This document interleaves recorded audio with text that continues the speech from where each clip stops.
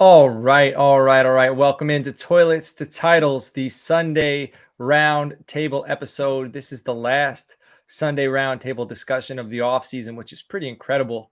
I'm already starting to do my prep work for Tuesday night show. I'm sure you guys are grinding. I'm sure Jared is grinding because college football is in full swing right now. So let me introduce my co-hosts this evening, my guys. I'm going to go right next to me if you're watching at home. My man Jason at BFTG Jason on the Twitter. Jason, what's cooking?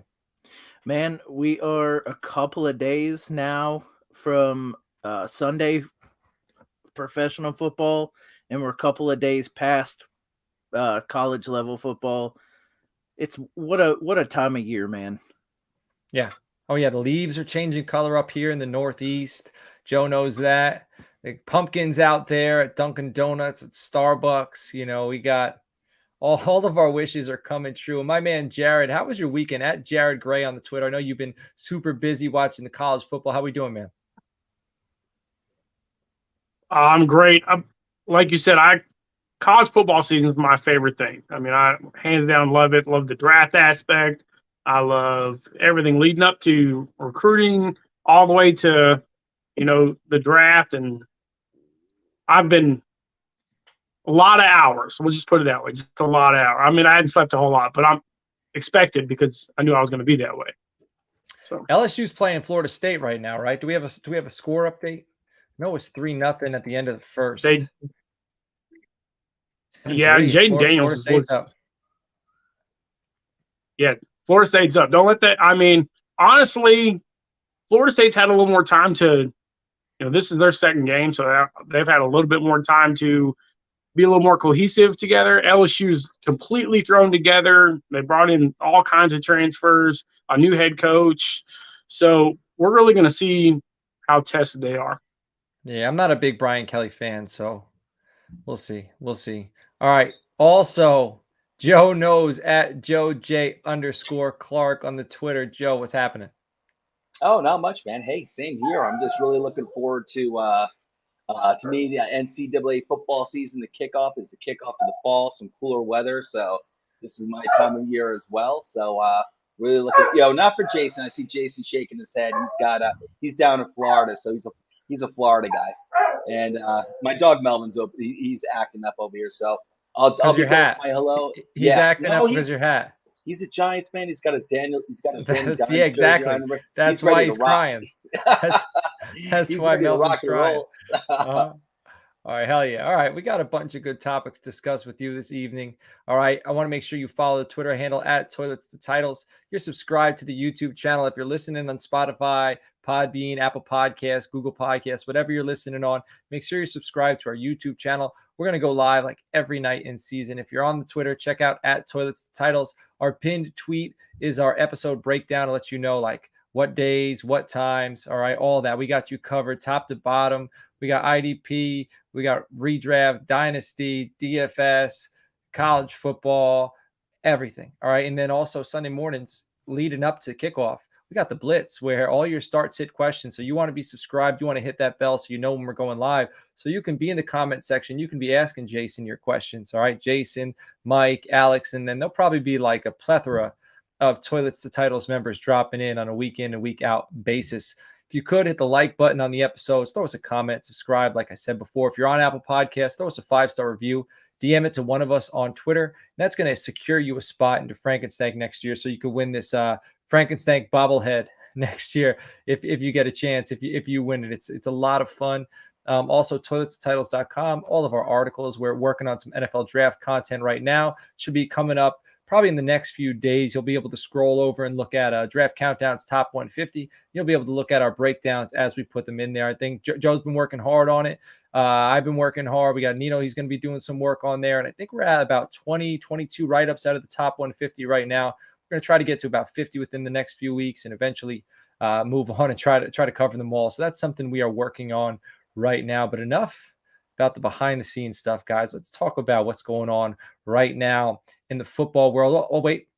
There is an important announcement. Our Patreon, we just got a new member, Dustin Hetrich. Welcome. I hope I pronounced the last name. I hope it reads like it sounds. He's in there now, so he's in the Discord chat. So it's nice to see you in there, Dustin. And he's going to have access to our waiver wire episodes, which release every Tuesday morning. Like basically records Monday night right after Monday Night Football. And I'm telling you, that's why you want to get in there. The Discord chats, obviously, it's a good time. You can ask all your questions in there. But that waiver wire episode, that's gold in season because that's going to help you be ahead of the game. All right. So August 30th was cut day, fellas. There were a few cuts.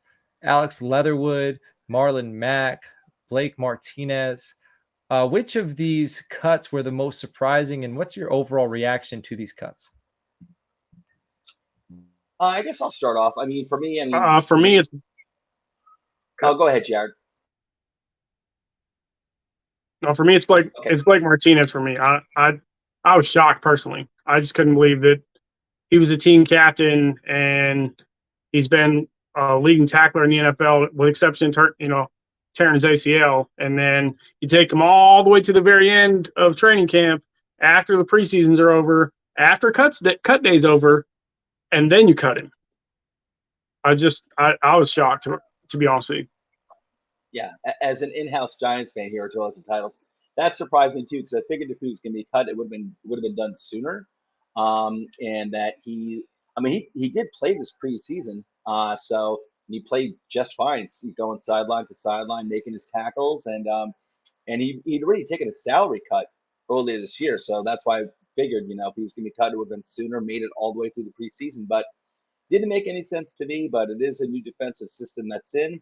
You hear stuff about how they want to go with the young guys, but what young guys? You got like a 4th round pick in there. You got Tay Crowder, who was Mr. Irrelevant a few years ago, and he's not a bad backup, but he's a backup, and he played much better again, alongside Blake Martinez.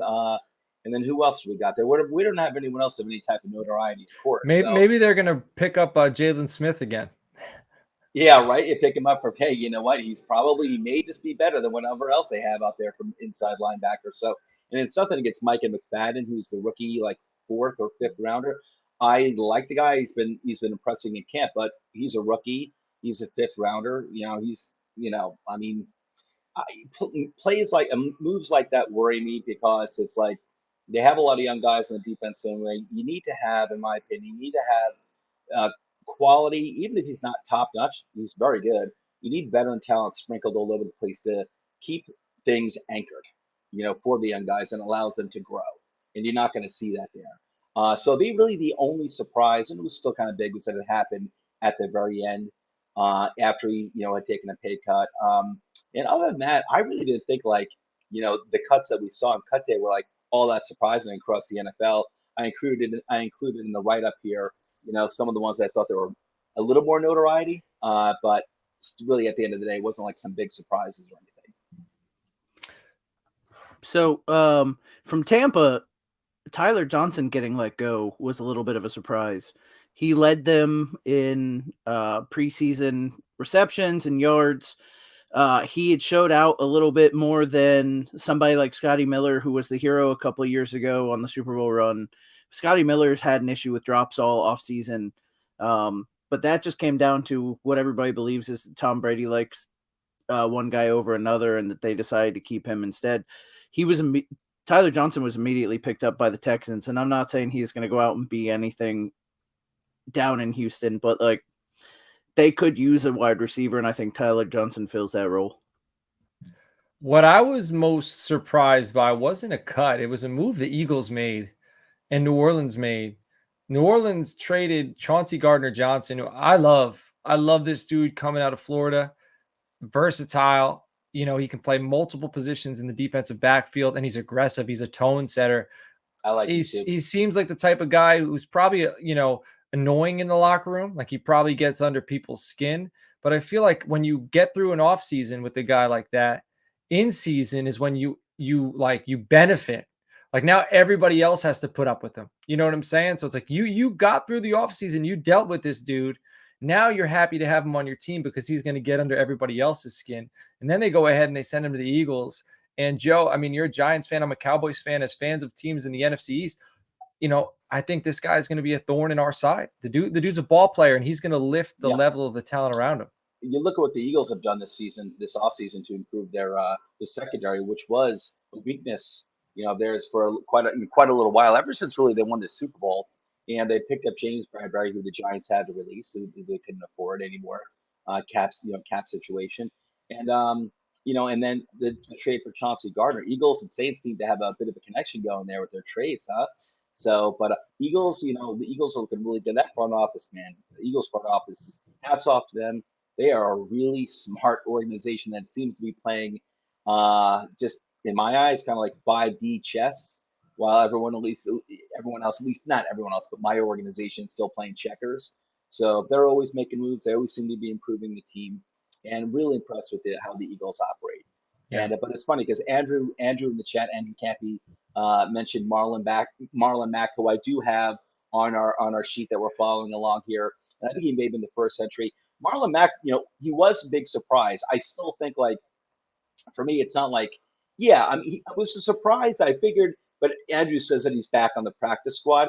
I figured he would be on Houston. I think most of us thought he'd be competing for the RB1 and probably eventually give way to Dameon Pierce, but there's no rush to do so because Marlon Mack still has some tread on the tires. So I really did get it myself. But then again, it's kind of like a 4-win team from last year that's trying to build with youth. So in that way, it's not a surprise, and it's not like you're talking like Dalvin Cook, who was ever that type of caliber. Yeah, go ahead, Jason. It's also likely was just like they were playing with their roster, right? So Tampa cut Logan Ryan and then brought him back after they put Ryan Jensen on the IR where players come back from. Because you had to carry a player into the 53-man roster in order to put him on the IR that allows you to bring him back later in the season, not the season-ending IR. So they cut Logan Ryan, basically said to him, hey, man, we're going to bring you back tomorrow. So we're going to let you go. You're not going to go on waivers because because his seniority, he doesn't have to go on waivers. And then the very next day, they put Jensen on the IR, took him off the 53-man roster, brought Logan Ryan back in. It's probably something similar with Marlon Mack. They always had a plan to bring him back. They probably told him before they cut him, we were bringing him back. We have to play with our roster in order to make the 53. No, Jared? No, so he got outplayed by Royce Freeman. He got absolutely outplayed in the preseason. The coaching staff has even said that Royce looked better. They brought Royce right back, but they never brought Mack back. Well, Mack's on the practice squad, right? So they he's on the practice squad.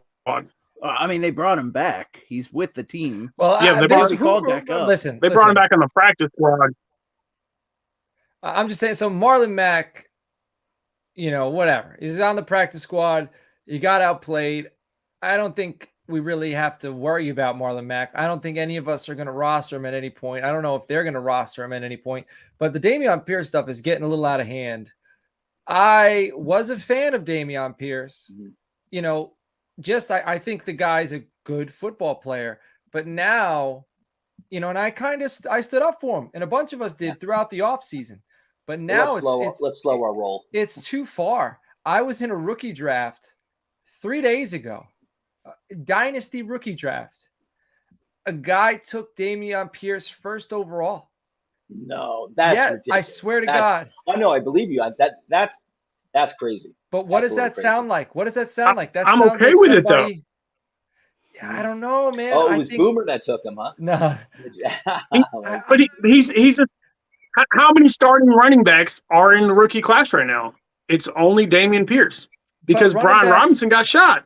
So yeah, it's dynasty though, and I understand what your thought process is, and the owner's thought process probably was, I need somebody who can contribute right now. But you're picking first for a reason. You're not picking first because you need a guy who's going to come in and play for 2 to 3 years and then be replaced. If I'm picking first, I love George Pickens right now. Like I think there's guys with high ceilings that are going to produce for 7-8 years.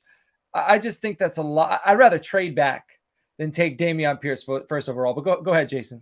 Well, no, I was pointing your way because that's exactly the point. If you're picking first overall, either you made a really good trade, right? True. Which doesn't seem likely, or you're taking a guy now. He's on a bad offense. It's a bad team. They're going to play from behind. He's going to be off the field. Like I just think it's a bad move. He's going way too high, right? Like if this was Jonathan Taylor level talent or going to a team that was considered a run team that's going to be good, they're a run team that's bad. They're going to be behind. He's not going to be on the field. Yeah. I think he's got running back 2 ceiling. Like I think he's going to be like, he's going to have weeks where I think if he gets in the end zone here and there, he might produce. He might have a few weeks where he's somewhere between 7 and 12, and I think he's going to regularly be between 15 and 20, which is startable. But that's not what I want. But go ahead, Joe.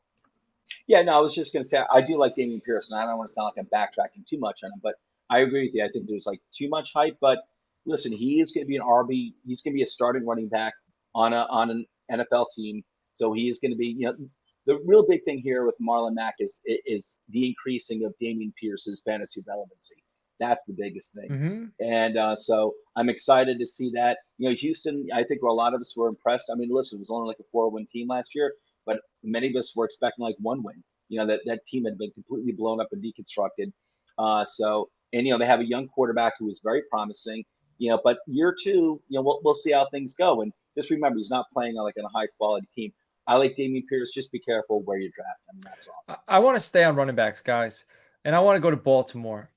I have J.K. Dobbins in Scott Fishbowl. I have some depth. I should be all right, but I'm pretty nervous. I've seen some clips of him, and not even just the most recent one where he was limping, but he said he's not limping. It's just the way he walks. Prior to that, he just looks like he lacks explosiveness, and I don't know if that has to do with confidence. I don't know if that has to do – I don't know what that has to do with. But now they bring in Kenyon Drake, and I'm not necessarily worried about Kenyon Drake either, but it seems to me it's going to be a committee approach, and I don't want anything to do with the committee. What are your guys' thoughts? Jared, you're shaking your head. What are your thoughts on the Baltimore Ravens backfield? Well, I mean, the best running back on the team is the quarterback, and then I don't touch a single running back on the team because, like you said, it will be a committee. J.K. Dobbins is talented, but he came back way too early. I would just say, listen, man, let's give you 4 more weeks. Let's put you on the pup. Give you 4 more weeks. Let's let you get healed up. Gus is hurt, so we're gonna cycle you, Gus, Drake, and that Lamar's going to get a bulk of the carries. So I 100% do not trust that backfield. I don't trust that backfield. I don't trust the Philadelphia Eagles backfield. I don't trust the Chiefs backfield. I don't trust the Niners backfield. All 4 of those, I'm staying completely away from all of them personally. I agree. I think it's possible, though, that the Chiefs backfield becomes one of all of them. Andy Reid, I think he's the more willing to feature a back if somebody steps up. The other offenses, I feel like they'll just spread it around, willy-nilly all season. Yeah, I had a few chances. I think like most of us had a few chances. Me, myself, I think Jason and I were discussing this on one of our sleeper mock drafts recently. And, I like building my draft through running backs. That's my focus, that is. And there are plenty of opportunities where I've had a chance to get J.K. Dobbins maybe as my RB3. And I just kind of passed. And this year, and usually I'm pretty cool taking a Ravens or a 49ers running back. My eyes will definitely avert their way. Will definitely direct their way. But this year, like Boomer was saying, all those teams, it kind of scares me. I agree with the coach. I think Kansas City, though, maybe the team that you do see an RB1 step forward. But Baltimore scares me. All those teams that Boomer was talking about, they do worry me. So I do try to stick when it comes to the running backs. I'm trying to stick with the teams with the proven RB1, teams that like to run the ball, just with consistency. So if Dobbins was showing healthy at his ADP right now, I'd absolutely take him. The problem is if he was showing healthy, his ADP would be a lot higher and you wouldn't get him. Yeah. Because the other guys they have there, Gus is a competent running back, Mike Davis and Kenyon Drake don't worry me at all. That's awesome. Mike Davis and Kenyon Drake should worry you. I mean, they signed Kenyon Drake, who the Raiders just cut. Yeah, the Raiders have some better talent, but he got cut from the Raiders. It's not like teams were knocking down the door to go get him, or the Raiders thought they're using Amir Abdullah. I mean, they're using Amir Abdullah instead of him. Like, if he was worth keeping, they would have figured and out a way Brandon to Bolden keep him. and Zamir White. Again, if $8 million is why you don't keep him. Yeah, I get it. If he was worth keeping, they would have kept him. They would have found a way. The salary cap in the NFL is a joke, and everybody here knows that. If he was worth keeping, they'd have figured it out. Except for the Giants, it's never a joke for the Giants. Well, if your owner's willing to spend money, you know what I mean? Your owner has to be willing to spend the money. Ownership spends money, dude. The Giants just can never. My daughter dropped in when we were talking about the Ravens because she's actually a Ravens fan. So Dylan, we're talking about the Ravens for you. You're very smart.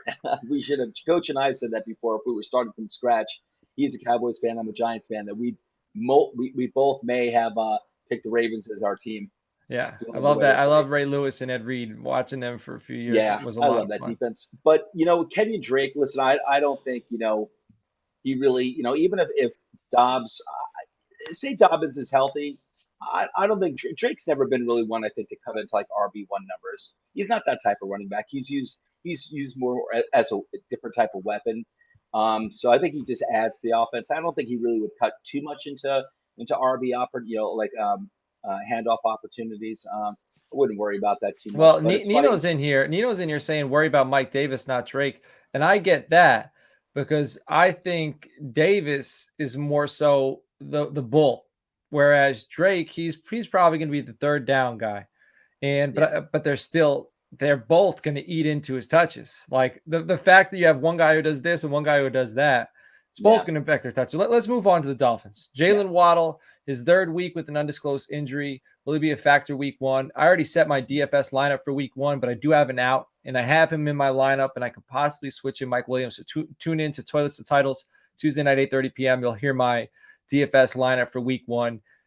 He had a sleeve on his leg. His sleeve's been gone for the last week. I mean, I'm assuming it looks like he is going to be ready to go. It looks like he did enough because, I mean, what we're seeing now, a lot of teams with 3 preseason games are scheduling joint practices, and they're allowing their starters to go live during the joint practices and then limiting the reps they're getting in preseason games.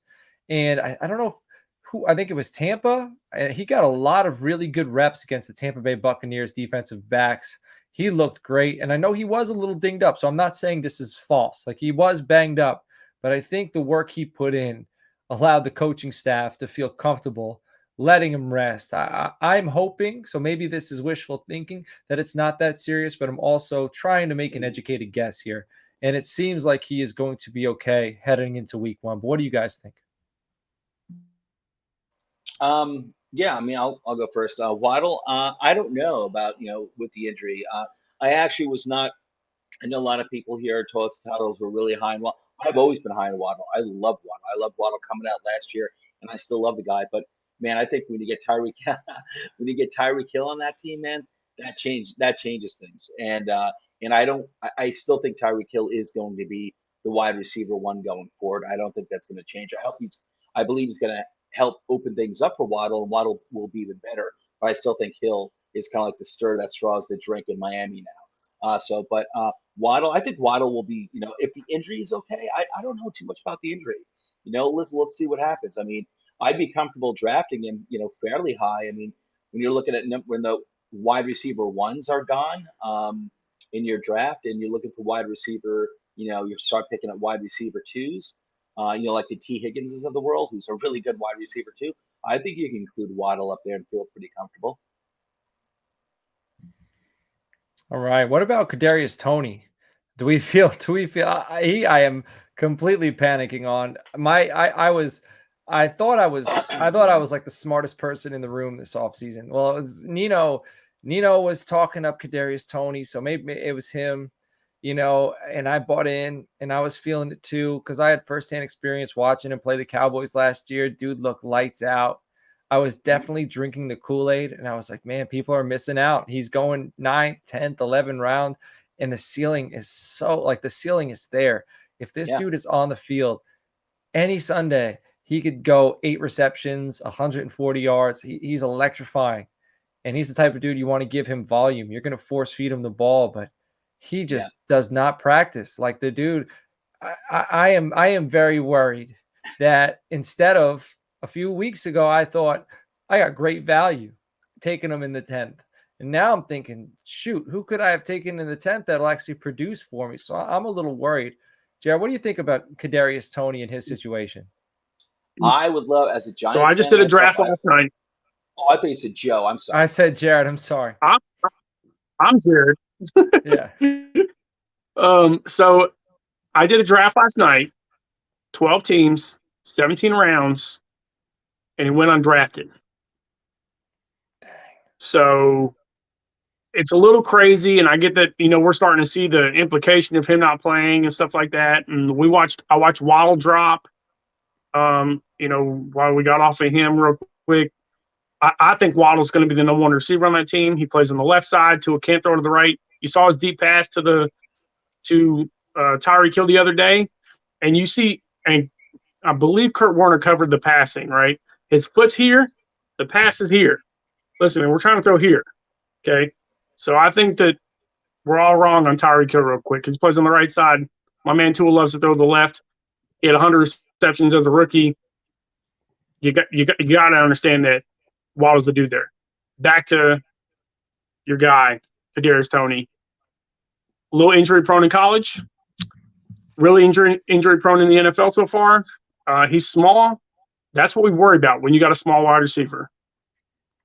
When you took Kadarius Toney, you probably should have taken John Dodson because that dude looks legit right now. Yeah. So I think and that's another guy that went really, really, really, really late.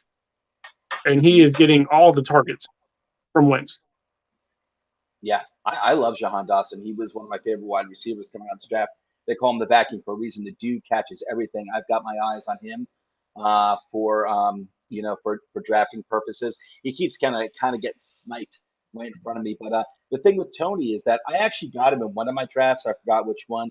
I think fairly, it was like standard, maybe like 15-round draft, something like that. I think I got him like round 11 or 12. I mean, by that time, I was totally cool with taking him. But, Toney, I had no faith in this guy making the field.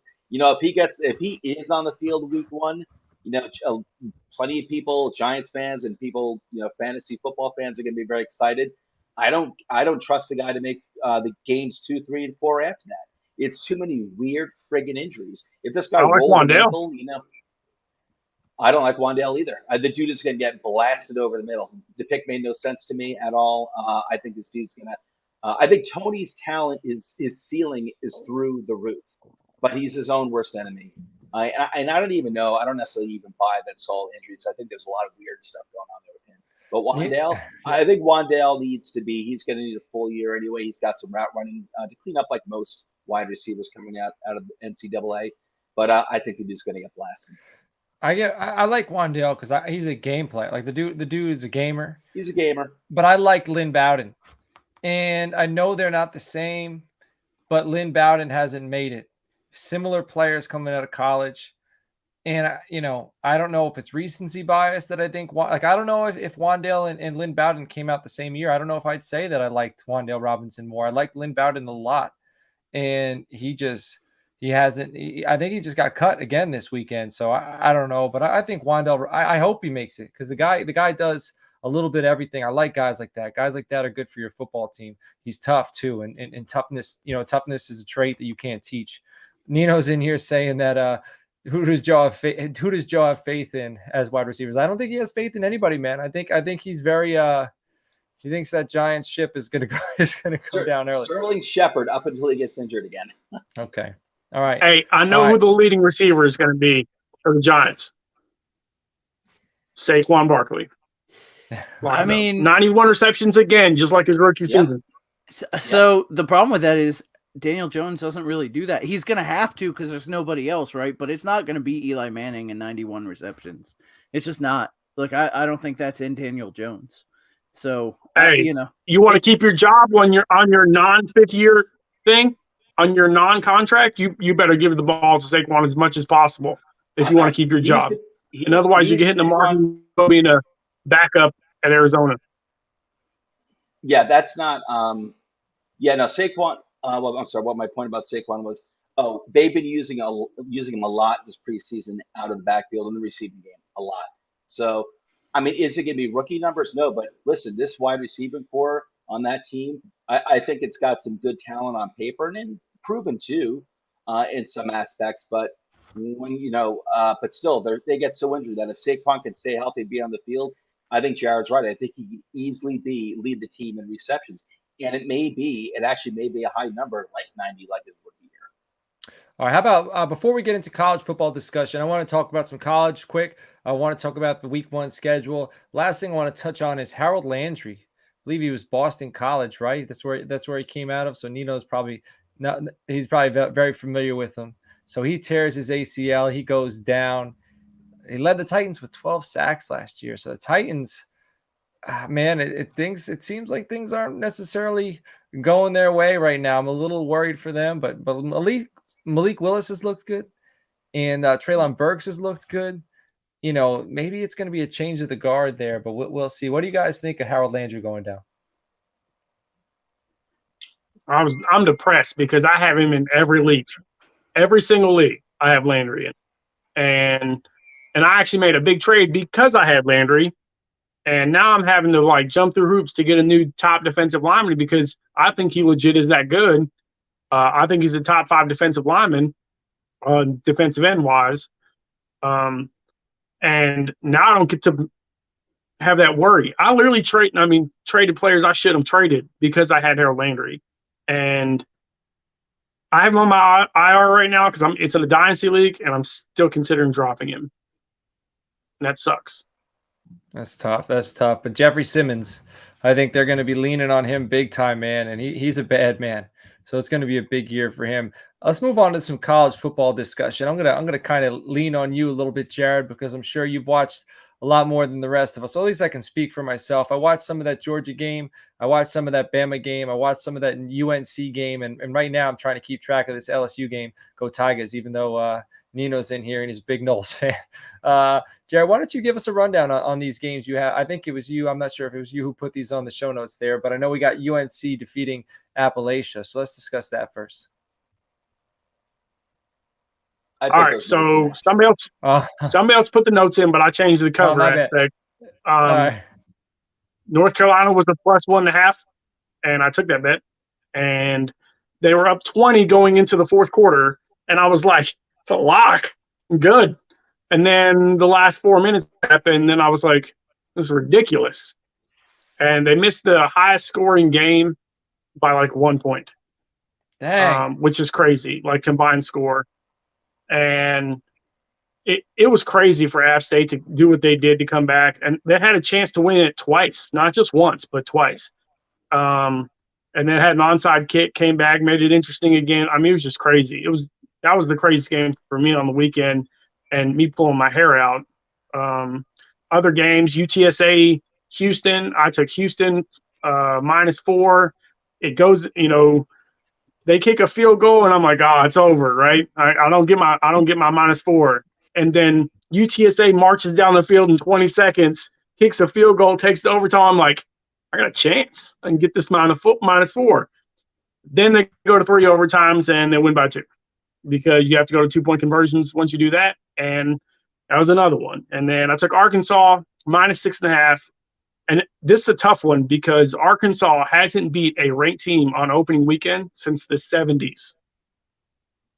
Wow. But they did it this Really? week and won by 7. So they haven't beaten a ranked team on opening weekend since the 70s. Against Cincinnati? 73, I Cincinnati? think. But they did it. Bearcats, I think.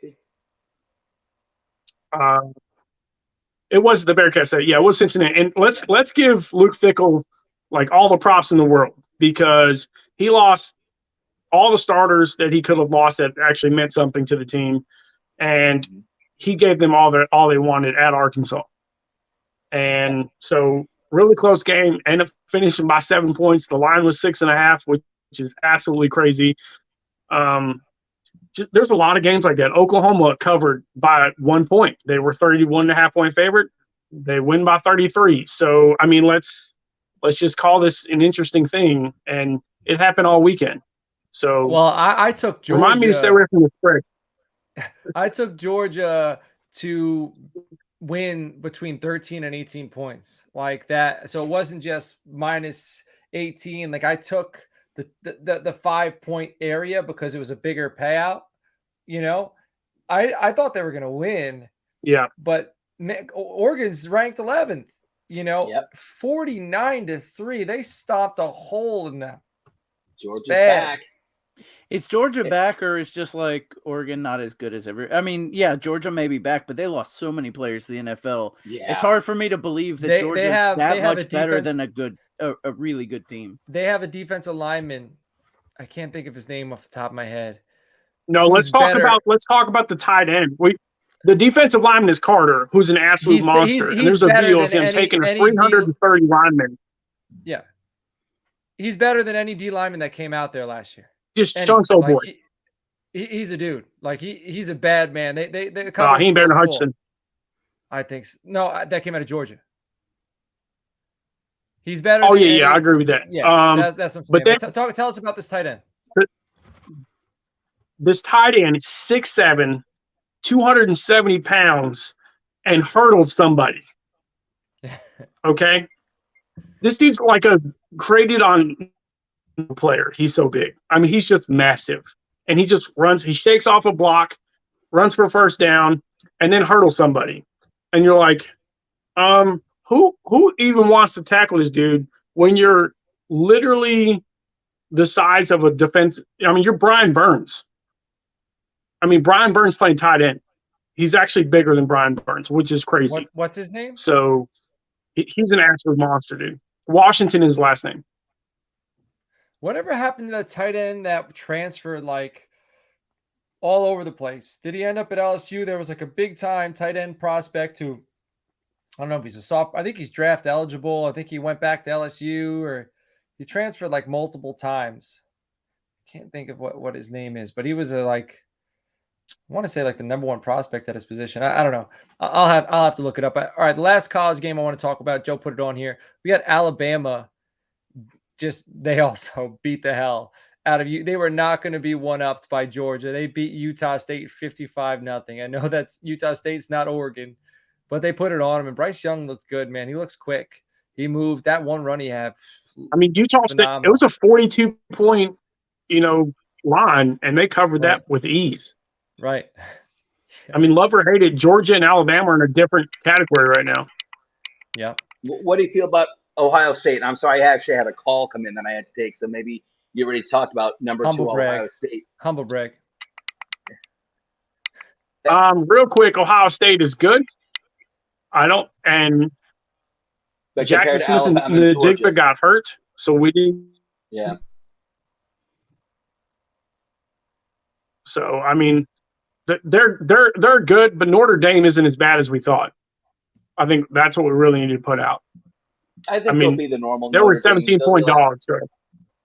Yeah, they'll be. I think Notre Dame will be the usual ranked number 9 by the end of the season, but it's clearly a class behind the top tier teams like Alabama, Georgia, OSU at least. They always are. They don't have that type of talent. And I'm a Notre Dame. I follow Notre Dame. I think Notre Dame upgraded getting rid of Brian Kelly. I do. The way they played week 1, I don't think under Brian Kelly, I don't think they play Ohio State like that week 1. Yeah. Coming out the gate, they impressed me. I thought they were going to get stomped. I thought it was going to be bad. They're going to want to be. They look good defensively. They did not look good offensively. But they held their own. Notre Dame. They held their own. Where in the past, I feel like when they stepped up to a team like Ohio State or one of the SEC schools, they didn't look like they belonged on the same field. I mean, Notre Dame had 72 yards in the second half. 72. Yeah. That's not impressive.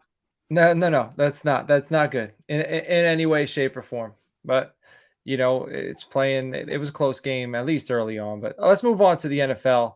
Thursday night, we're 4 nights away, man. Bills, Rams. This one is going to be electric, and I can tell you my dudes and duds week 1.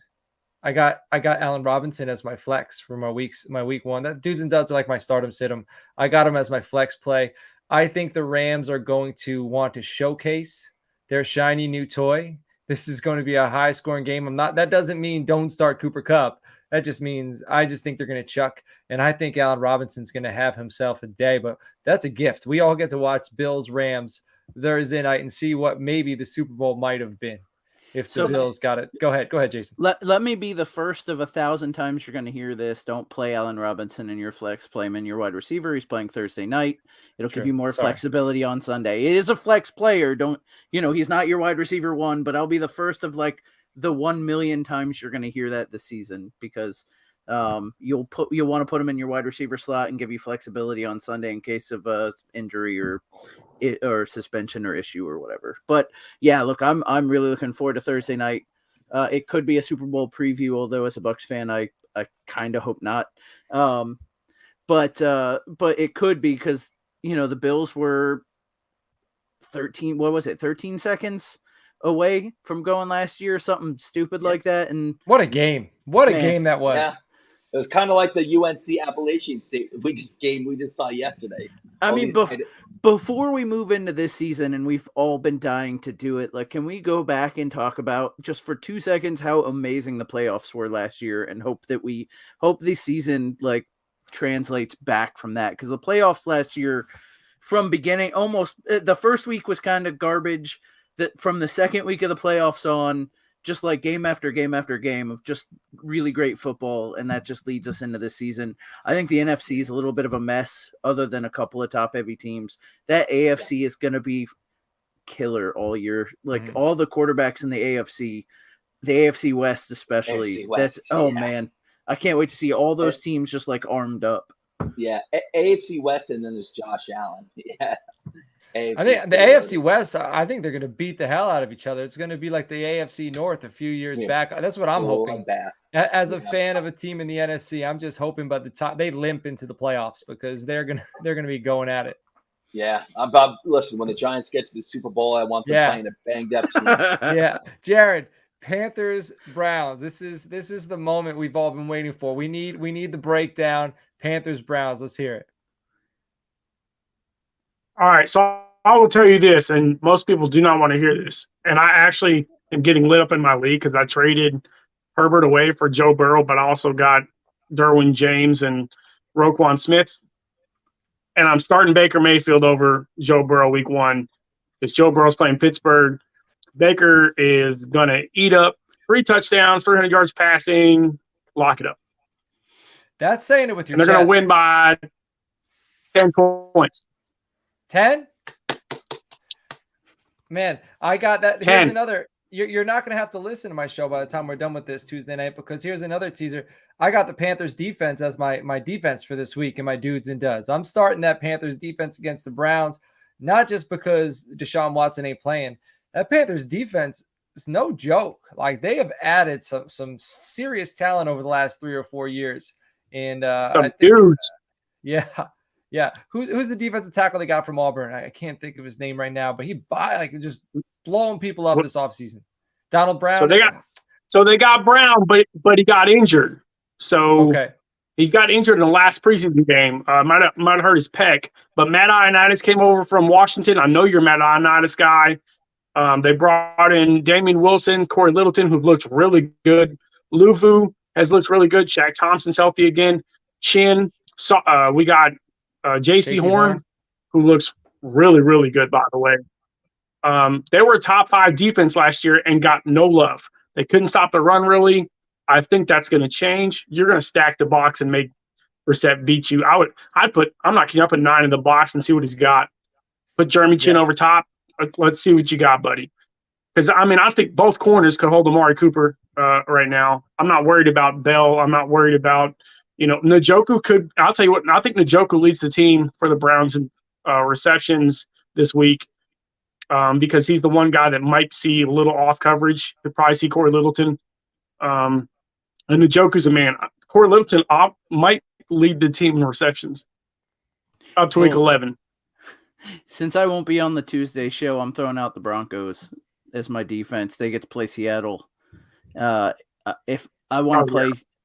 I want to play Geno Smith every week. Like, give me that as my streaming option every week. And Jason, Patrick Surtain is the real deal. Yeah. Oh man, he's a dog. Patrick Surtain is an absolute dog. But Jason, you're a Buccaneers fan. I am a realist to sometimes pessimistic Cowboys fan. I need to hear from a Buccaneers fan what your thoughts are in this matchup Sunday night. I think the Bucs are getting the Cowboys at the right time when some of your weapons, you're still trying to patch together the offensive line. You just kind of had an injury, where Gallup's not back, CeeDee Lamb's there, Tolbert's there.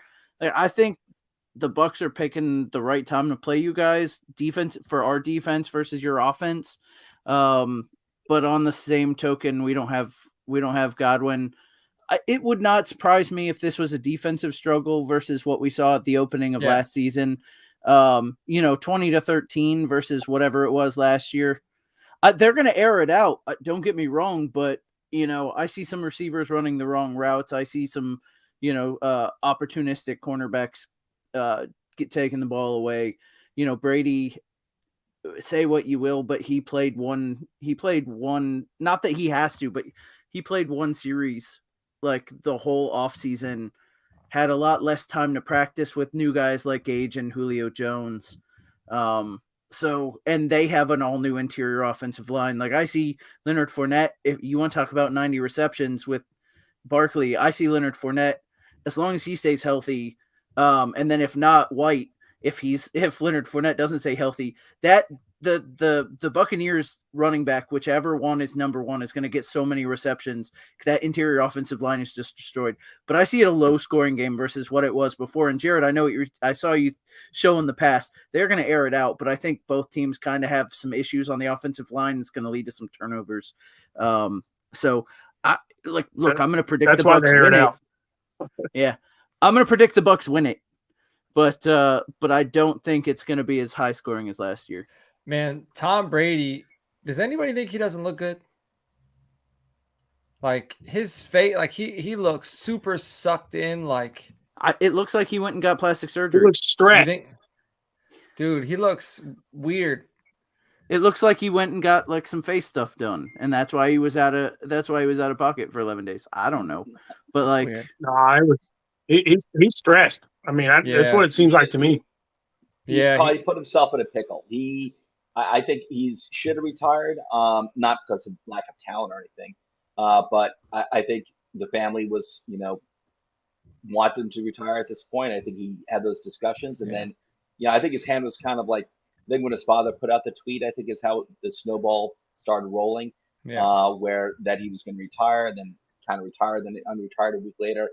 I have a feeling like he wanted to make that decision, and he felt like he was kind of forced into it by his dad. And I think he badly wants to continue playing, but I don't think he and Giselle were on the same page with that. And he went back, but now we can't really back out because then you're going to blow up the team. That's not right to do either. So, I think he's just going to try to just get through this year.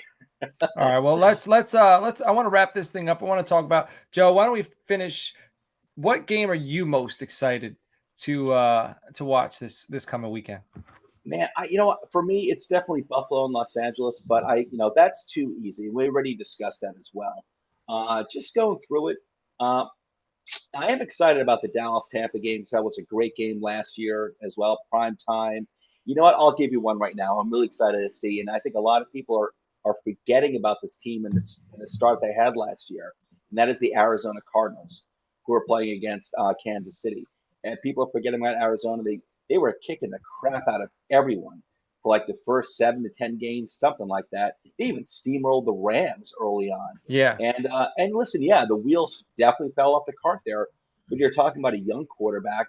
You're talking about a team that still has a lot of its better players are youthful. And, learning how to win throughout an entire season is a real thing.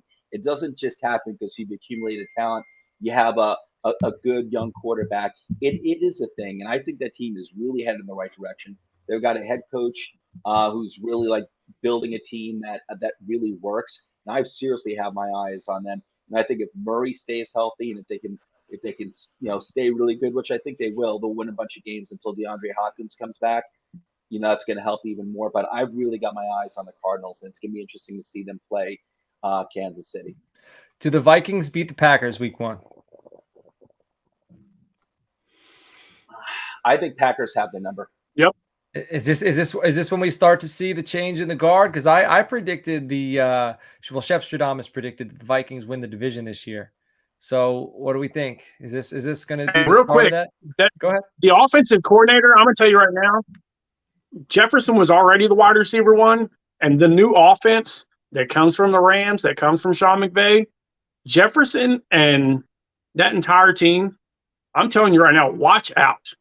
Cousins might legit be a top 3 quarterback this year. Yeah, I like it. And what value he's been. Cousins and Carr, both great value. Go ahead, Jason. Well, so I was going to say George and I talked about it pretty early that we thought Cousins was going to blow away Aaron Rodgers this season stat-wise in fantasy. And you know, the weapons are all there, and now you finally have, like Jared just mentioned, you have an offensive coordinator that's not going to grind it out with Cook. He's going to air it out. He's going to use the weapons that are there. And I'm here for it, man. I'm here for it. I want to see it finally. Games I'm looking forward to that's not the Bucks. I want to see how the Dolphins do. You know, a lot of offseason moves. They're trying, you know, they want to play. They want to be big boys. They get the Patriots up front. And you know, I don't know that this first game is going to be indicative of the rest of the season, because if you give Bill Belichick this much time to game plan against anybody, it's going to be tough. So I think Tua's in for a tough day week 1. But the Dolphins going forward is the team that I want to look, because they spent a lot of money. They made a lot of they won the off season. You know what I mean? Like, they made moves to win the off season. Let's see if it actually produces on the field. I'd like to piggyback on what Jason said. This is the year for Miami to make that jump. Yeah, I agree. Well, gentlemen, I need to let you know this.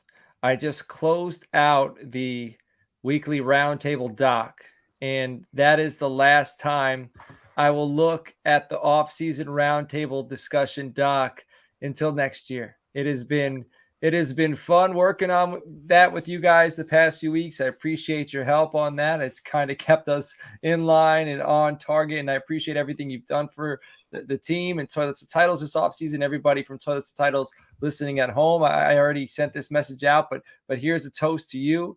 You guys are the driving force behind Toilets to Titles, and man, the progress we've made in the last season would not be possible without every single one of you. All right. And I mean, we got Jared in here, Jason, we got Joe, George, Nino, Justin, Nate, Alex, Jesse, who's came on the team. We got Chuck, even Sean, the Mandarin, who he's in, he's out. I think he's back now. He's writing some articles. Rich, I hope I'm not missing anybody, because I don't have, you know, how about Johnny Trees, who was with us a little bit? He helped us out. He's gone now, but I'll even give him a shout out. Joe Arachi. He's going to be doing Dash of DFS, man. He's doing the YouTube quality content. He's came on big time over the past few months. And Andrew Campy, man, I can't forget that dude. Like, Andrew Campy, he is the glue, right? Maybe not glue. Maybe he's the bubble gum that you take him from underneath the seat that holds everything together. Ben, Matt, those two cats, man. Yeah, I think, and Dirty Jobs, who's working 30 hours a day, so he's easy to forget right now. But you'll all be seeing him on the Blitz. He makes us sound good. Yes, he does. He's the editor. So everybody, I appreciate you, and then also everybody listening at home, all the new subscribers, we appreciate you, because without you guys, we could just be talking into space. And Jason, that's his area. All right, he's the rocket man, so space is his. He doesn't want to hear us talking out to space, because he likes it nice and quiet up there. So everybody, stay tuned. Check out at Toilets to Titles to find our in-season show schedule, and make sure you're subscribed. Hit that bell, because we have you covered start to finish, Monday through Sunday, with all your fantasy football content. We look forward to helping you win. We look forward to helping with you. Helping win. Or rather, I can't talk right now, guys. It's been a long day. I don't even know what the hell I'm trying to say. I'm long-winded right now. We'll catch you all later. I'll see you Tuesday. Take care.